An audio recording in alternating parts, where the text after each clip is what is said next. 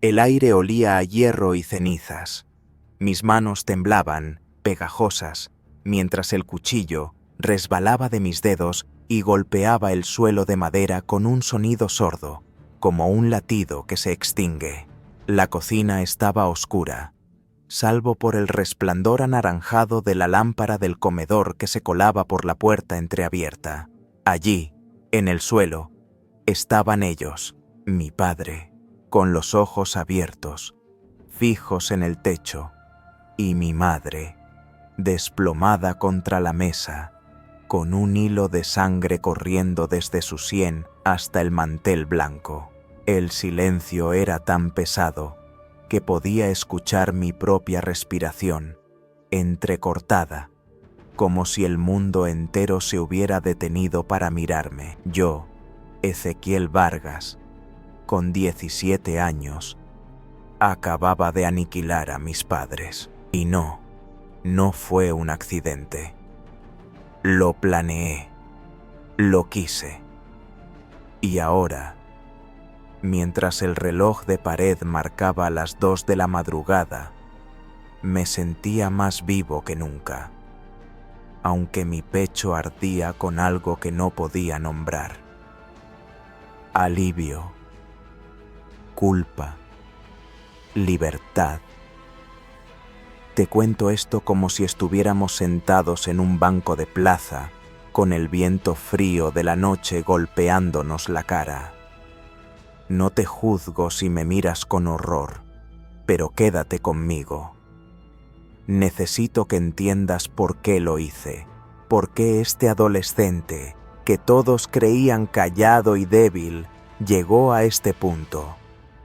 Todo empezó hace mucho, cuando era apenas un niño en un pueblo olvidado de la sierra, donde las casas de adobe se deshacían con la lluvia y el olor a tierra húmeda nunca se iba. Tenía 5 años la primera vez que sentí el peso de su desprecio. Vivíamos en una casa vieja, con paredes agrietadas y un patio trasero lleno de maleza. Mi padre, Rubén, era un hombre de manos grandes y voz como trueno, siempre oliendo a licor barato y sudor. Trabajaba en una mina cercana y cuando llegaba a casa, traía consigo una rabia que no explicaba. Mi madre, Clara, era distinta, fría, distante, con ojos que parecían juzgar cada movimiento. No era el tipo de madre que abraza o canta nanas. Era un espectro que se movía por la casa, limpiando, cocinando, pero nunca mirándome de verdad. Recuerdo un día en particular, tenía 7 años. Había roto un plato mientras intentaba alcanzar un vaso de agua. El estruendo del cerámico contra el suelo fue como un disparo. Mi padre entró furioso, con el cinturón en la mano. «¡Inútil!», gritó, mientras el cuero me golpeaba las piernas. Sentí el ardor, la humillación, el olor a polvo levantándose del suelo. Mi madre solo miraba desde la puerta, sin decir nada, como si yo fuera un error que no valía la pena corregir. Ese fue el comienzo. Los golpes, los insultos, las noches encerrado en el cuarto oscuro del fondo, donde el olor a moho se metía en la nariz y los ratones correteaban en la oscuridad. Nunca le conté a nadie. ¿A quién? En el pueblo. Todos conocían a Rubén, y su reputación de hombre duro lo protegía como un escudo. Y Clara, con su silencio, era su cómplice. A los 10 años ya había aprendido a callar. En la escuela era el chico raro, el que no hablaba, el que se sentaba al fondo y dibujaba en los márgenes de los cuadernos. Los otros niños se burlaban, pero no me importaba.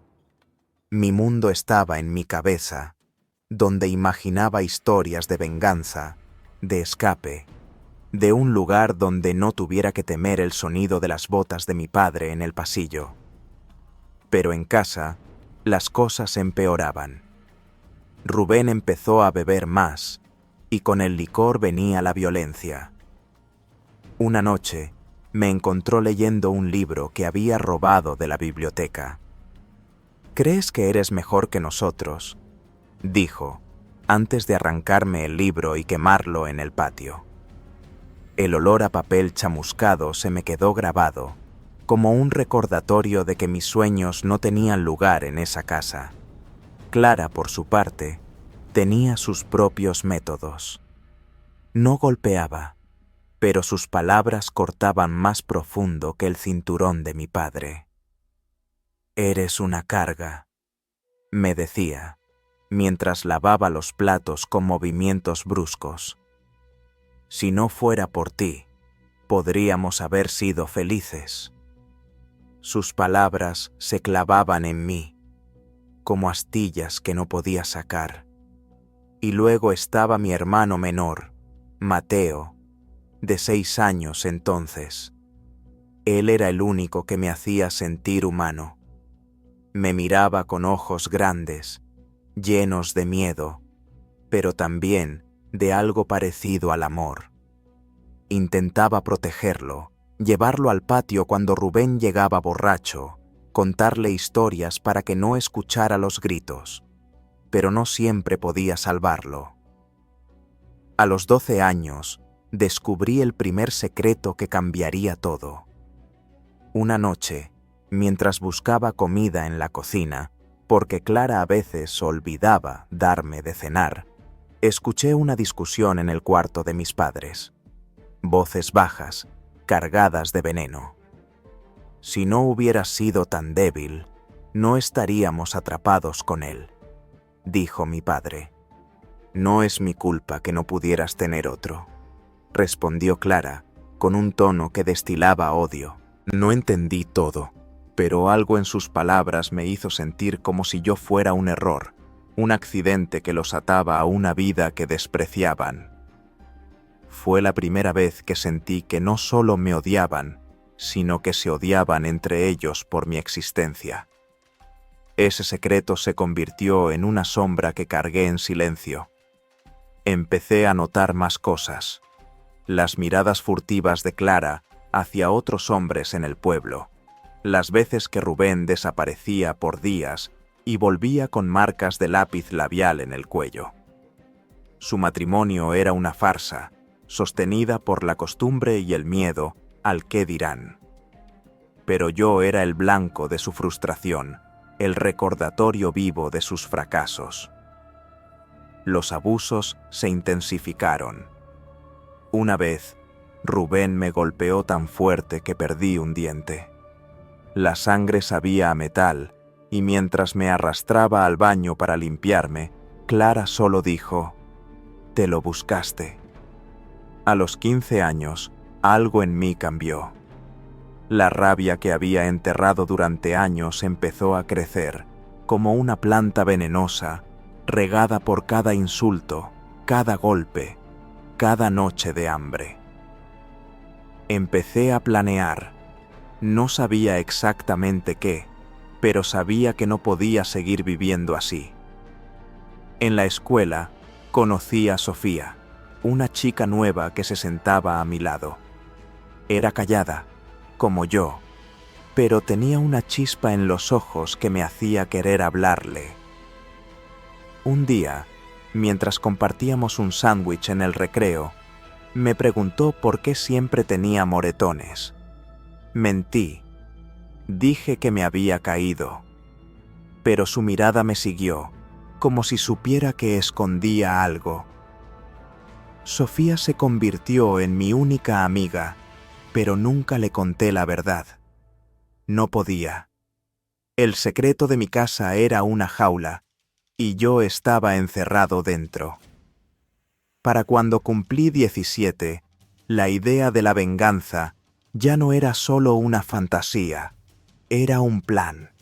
Cada noche, mientras Mateo dormía en la cama de al lado, yo trazaba los detalles en mi cabeza. Sabía que no podía seguir viviendo bajo el mismo techo que ellos, pero no quería huir. Huir era rendirse. Quería que pagaran por cada lágrima, cada cicatriz, cada noche que pasé temblando en la oscuridad. Quería que supieran que yo, Ezequiel, el débil, el inútil, era más fuerte de lo que jamás imaginaron. Mira, amigo, mientras te hablo de esto, siento que el peso de esos años me aplasta el pecho otra vez. Aquel plan que nacía en la oscuridad de mi habitación no era solo rabia, era una necesidad, como el aire que falta cuando te ahogas. Imagina el olor a sudor rancio en la casa, mezclado con el humo del cigarrillo que mi padre fumaba sin parar, y el sonido de sus ronquidos que retumbaban como truenos lejanos. Yo yacía despierto, trazando líneas invisibles en el techo con la mirada, calculando cada paso.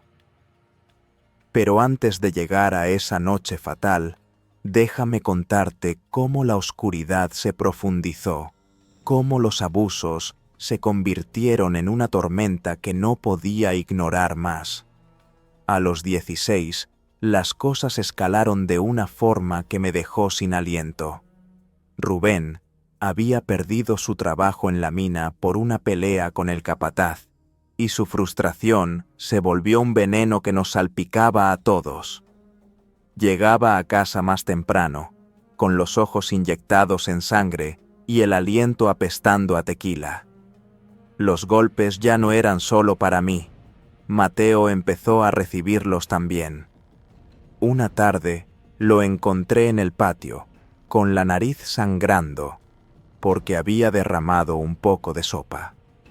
«Es tu culpa, Ezequiel», sollozó el pequeño, mirándome con esos ojos que ahora parecían pozos vacíos. Intenté consolarlo, abrazándolo mientras el sol poniente teñía el cielo de rojo sangre, pero en mi interior algo se rompía. Proteger a Mateo era lo único que me mantenía cuerdo, pero ¿cómo podía hacerlo si yo mismo era una presa? Clara, en su frialdad calculada, traicionaba de formas más sutiles. Descubrí que había estado robando dinero de la casa para sus escapadas. Una vez, rebuscando en su armario en busca de algo para vender y comprar comida, encontré cartas. Cartas de un hombre llamado Víctor, un vecino viudo que vivía al final de la calle. Las palabras en el papel eran como cuchillos. «Clara, ven esta noche. Olvídate de esa vida miserable con Rubén y el chico». Mi corazón latió con fuerza, un sonido sordo en mis oídos, mientras el perfume barato que usaba ella impregnaba el aire. Así que no solo me odiaban, su matrimonio era una mentira construida sobre infidelidades. Rubén lo sabía, por supuesto. Lo había oído discutir con ella una noche, sus voces filtrándose por las paredes delgadas como el viento que aúlla en la sierra. «¡Puta!», le gritó él, y el golpe que siguió fue seguido de un sollozo ahogado. Pero en lugar de separarse, se unían en su odio hacia mí, como si yo fuera el lazo que los ataba en su miseria. La tensión familiar se volvió un nudo que se apretaba cada día. Mateo, ahora de 13, empezó a cambiar. De ser mi sombra inocente, se volvió distante, imitando el silencio de Clara. Una noche, me confesó que había visto a Víctor entrar a la casa mientras Rubén estaba en el bar. «No se lo digas a nadie, ese», me susurró, con el rostro pálido bajo la luz de la luna que entraba por la ventana rota. Ese secreto nos unió más, pero también lo envenenó. Yo le juré que lo protegería, pero en el fondo sabía que Mateo cargaba su propia rabia. Una vez lo vi romper un vaso contra la pared imitando los arrebatos de nuestro padre. El vidrio se hizo añicos como mi esperanza, y el olor a tierra mojada del patio se mezcló con el de la sangre de su mano cortada. Sofía, mi única luz en ese infierno, se convirtió en parte de la traición sin saberlo. Habíamos empezado a vernos en secreto, caminando por los senderos del bosque detrás del pueblo, donde el aroma a pino fresco y el canto de los pájaros nos daban un respiro. Le conté mentiras sobre mis moretones, pero ella no era tonta. Ezequiel, algo te pasa, me dijo una tarde, mientras el sol filtraba rayos dorados entre las hojas. Intenté besarla, pero retrocedió. No hasta que me digas la verdad. Su rechazo dolió como un latigazo, y en ese momento vi en ella un eco de mi madre, el juicio silencioso. No era su culpa, pero alimentó mi aislamiento. Regresé a casa esa noche con el corazón latiendo al ritmo de la venganza, jurándome que no confiaría en nadie más. Los abusos progresaron a algo peor que los golpes. Rubén empezó a humillarme públicamente. En el mercado del pueblo me obligaba a cargar bolsas pesadas mientras él coqueteaba con mujeres, llamándome el inútil delante de todos. El sol quemaba mi piel, el polvo se pegaba a mi sudor, y las risas de los vecinos resonaban como ecos de mi vergüenza.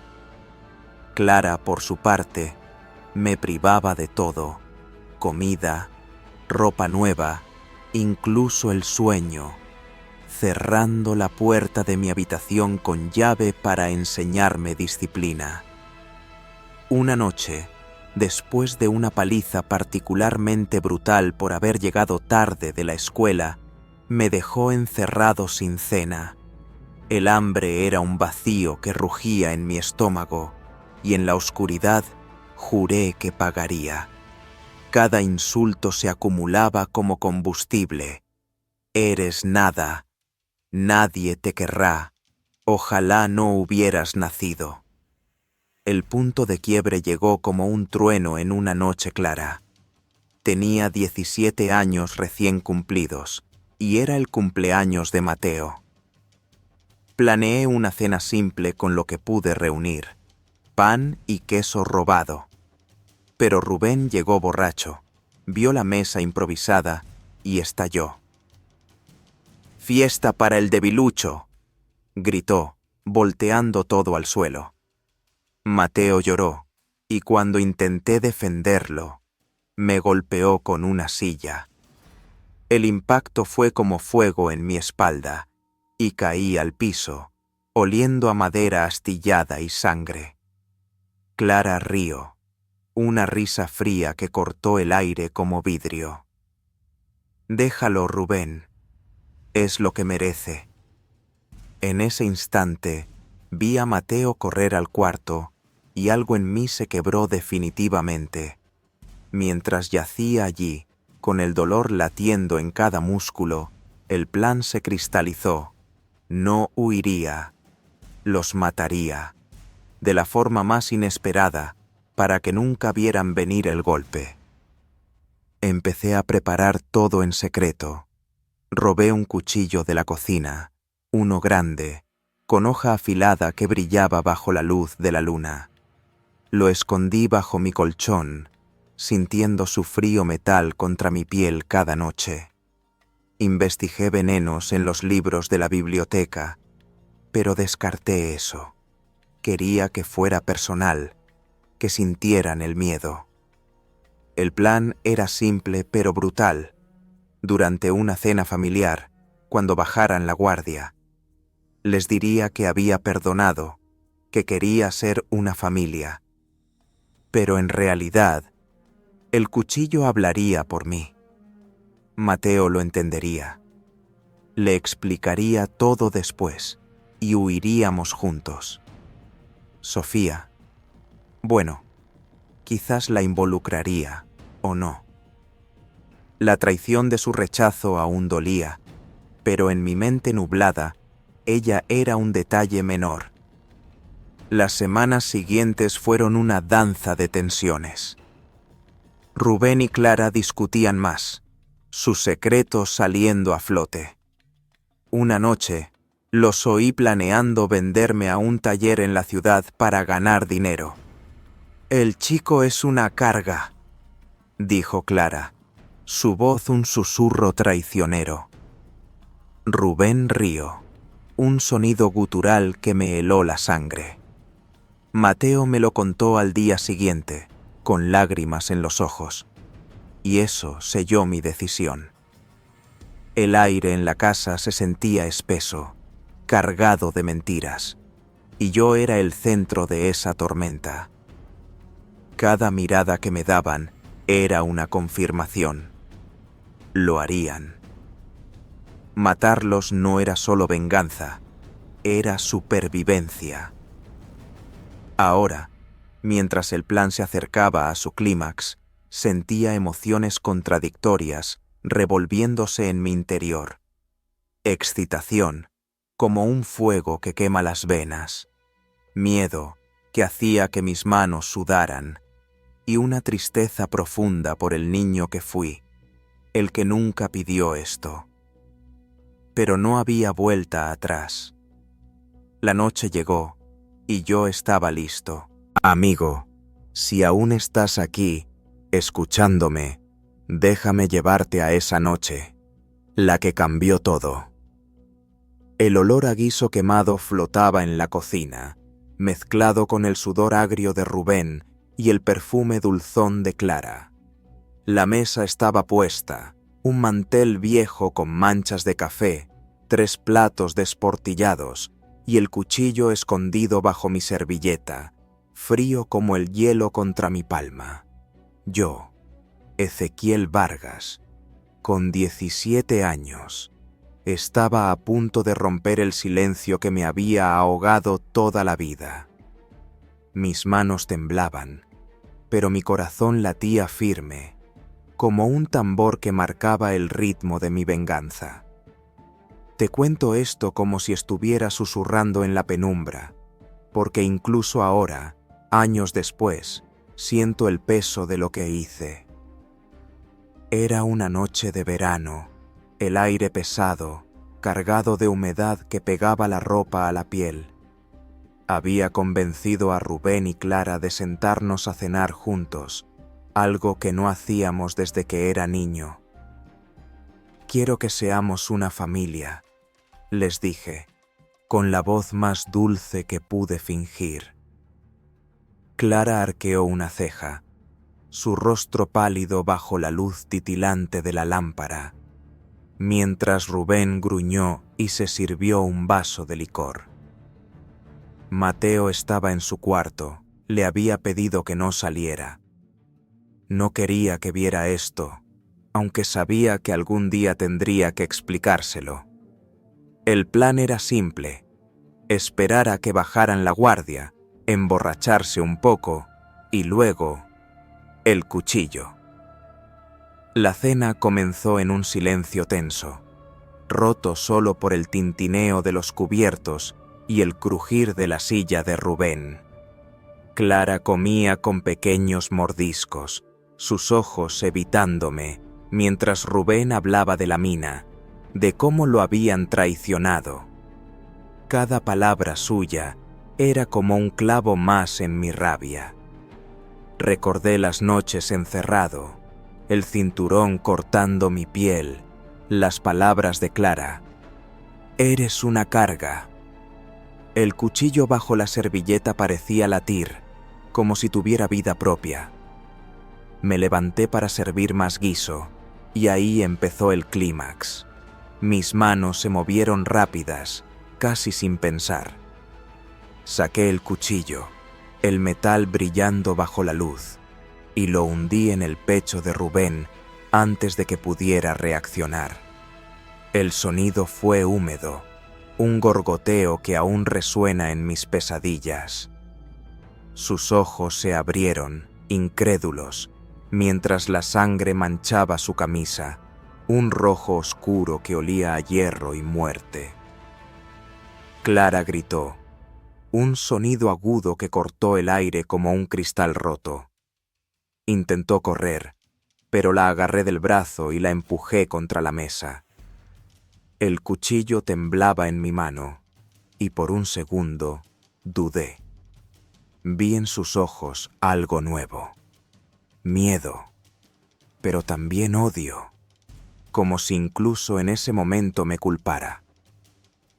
¡Maldito!, escupió, antes de que el cuchillo encontrara su lugar en su garganta.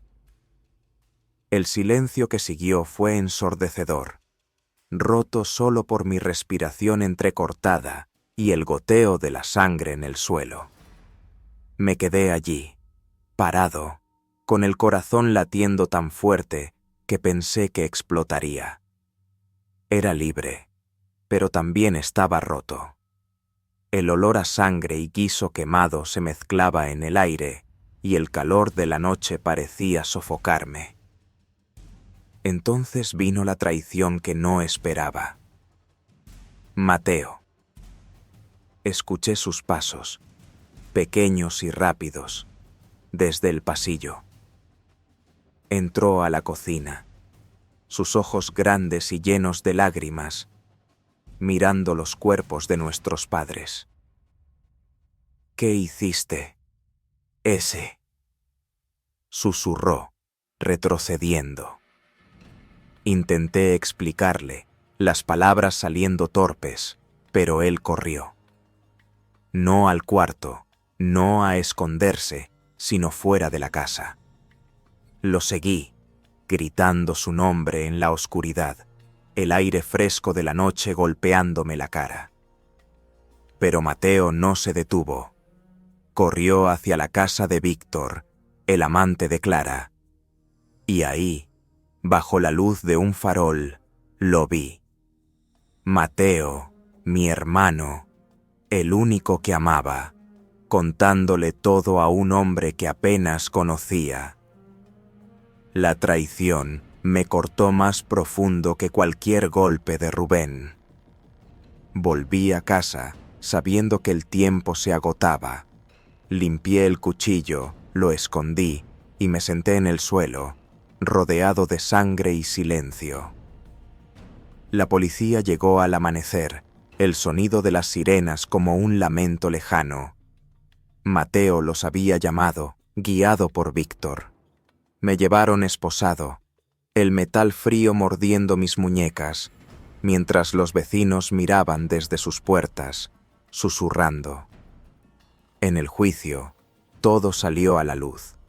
Los abusos, los secretos, las cartas de Clara, las noches de hambre, pero también la verdad de mi plan, fríamente calculado. Me condenaron, y aunque era menor, el pueblo entero me vio como un monstruo. Mateo no me miró a los ojos cuando testificó, su voz temblorosa, diciendo que me quería, pero que no podía vivir con lo que hice, fue el último clavo en mi corazón. Ahora, a los 22, escribo esto desde una celda que huele a humedad y metal oxidado. El sonido de las rejas al cerrarse es mi música diaria, y el gris de las paredes es todo lo que veo. ¿Me arrepiento? A veces, en las noches cuando no puedo dormir, pienso en el niño que fui, el que soñaba con historias y un futuro lejos de la sierra. Ese niño no quería esto, pero luego recuerdo el dolor, el miedo, la rabia, y siento que no había otra salida. Rubén y Clara me rompieron, y yo los rompí a ellos. No estoy orgulloso, pero tampoco lamento su sangre en mis manos. Lo que sí lamento es a Mateo. Perderlo fue el verdadero castigo, más duro que cualquier celda. Miro por la ventana enrejada, donde el cielo se tiñe de naranja al atardecer, y pienso en Sofía. Nunca supe qué fue de ella, si me odió o entendió. Quizás, si lees esto, puedas imaginarte en mi lugar, sentir el peso de una vida que no elegí. No te pido perdón, solo que escuches. Mi historia no es única, hay otros como yo, atrapados en jaulas de abuso, buscando una salida, aunque sea en sangre. Si esta confesión te tocó, si sentiste el frío de mi cuchillo o el calor de mi rabia, comparte esta historia. Deja un comentario, dime qué piensas. Suscríbete para escuchar más verdades que duelen. Porque en este mundo, amigo, a veces el silencio es el peor crimen de todos.